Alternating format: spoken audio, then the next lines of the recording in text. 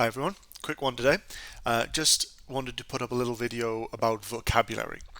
Using the right words is really important in IGCSE Chemistry. You're not going to get the marks if you use the wrong word, but you have the right idea. Okay?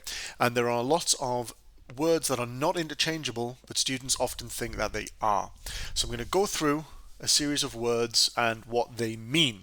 Okay, I'm not doing them in any particular order. I've written them down here to remind myself, but I'm not going to go through them in any particular order. I'll probably do them in that order there. So the first word is element. Okay, so an element is a substance, stuff, made of only one type of atom. And what do we mean by types of atom? Well, we mean atoms that appear on the periodic table. They are the elements. And what makes all of these elements different to each other is the number of protons that you find in the nucleus. So to sum up, an element is a substance made from only one type of atom, and by type we mean the same number of protons in its nucleus. So if I could take a piece of copper, for example, which is an element, and I could zoom in, every single atom in that piece of copper would be the same. They'd all be copper atoms. Okay? That means that if you have an element, you can't break it down. Can't be broken down by chemistry. Once you get below the level of an element, you're not doing chemistry anymore. You're doing physics. So an element, substance made of only one type of atom that cannot be broken down. Yeah, that's the first one. So the second word that's on the list is atom. So the atom is it's the smallest particle of an element. It's the smallest unit in chemistry. Once you get below an atom, then you're looking at subatomic particles. We've got a video on that you can go watch later. We're talking about subatomic particles. So an atom is the smallest unit of an element. You can't get any smaller than that. And when we say smallest unit of an element, what we're talking about is if you have an atom or multiple atoms, then they're all going to behave like that atom. So if I pick copper again, I don't know why I picked copper before, but if I pick copper again, if I have a billion copper atoms, they behave like copper.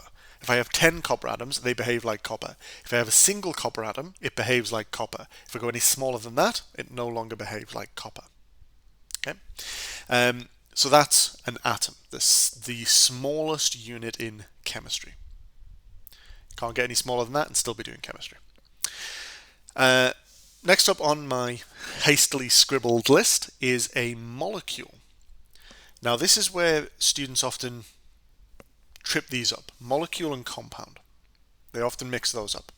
So a molecule is a group of atoms, so it consists of more than one atom.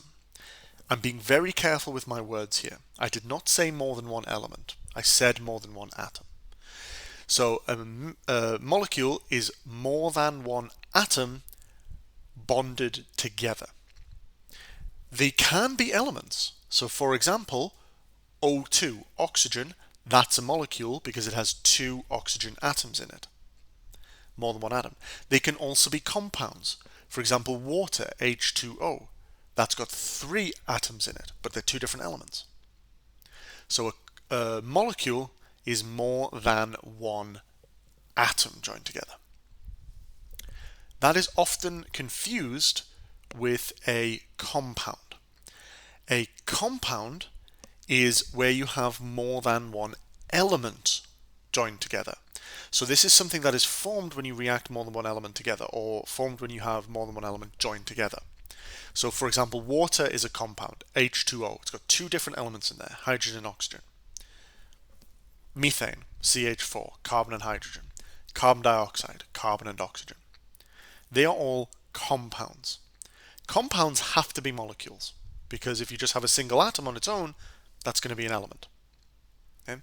So compounds are more than one element joined together. Again, I'm using my words very carefully here. Okay, go back and rewind that if you're not sure. Okay. So molecule and compound always mixed up. Make sure you get them the right way around. Speaking of mixed up, mixture is the next one. So a mixture is where you have a substance, stuff, caused by mixing other substances together, but they're not chemically reacted together. Okay? You can separate a mixture. You can't separate a compound, not physically anyway. So, for example, if I take salt and put it into water, that's salt water. That is a mixture of two different chemicals. And mixtures can be a mixture of compounds, a mixture of elements, or a mixture of elements and compounds. A classic example of a mixture is the air, which is a mixture of oxygen, nitrogen, carbon dioxide, so two elements in a compound already, argon, another element, water vapor, another compound, and some other trace elements and compounds as well. So that's a mixture. Air would be a good example of that. Another example of a mixture is an alloy.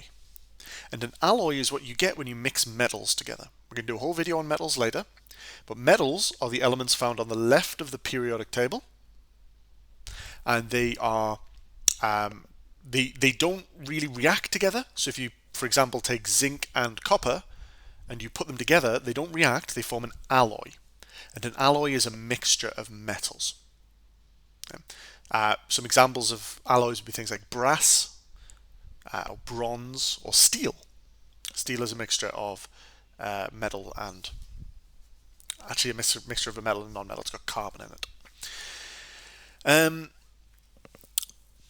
What's next? Diatomic.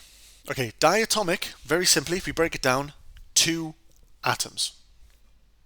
So if you see something that is, for example, H2, O2, N2, F2, Cl2, Br2, I2, N2, I think I did them all, that's diatomic. It means that they naturally exist as an element with two atoms. There are 7 diatomic elements: hydrogen, oxygen, nitrogen, and then all the halogens, which is fluorine, chlorine, bromine, iodine. They're the diatomic elements. And you have to know which ones are diatomic when you're doing balancing equations and when you're doing half equations. They always are diatomic. What we got left? Okay, an ion. We did a whole video on an ion previously. Go back and check that if you're not sure.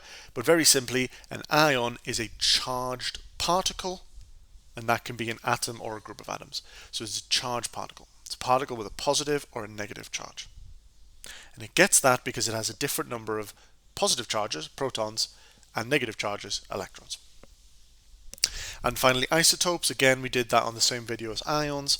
Isotopes are particles that have the same number of protons, which makes them the same element. Remember, we defined element before, but a different number of neutrons, which means that they're going to have a different mass.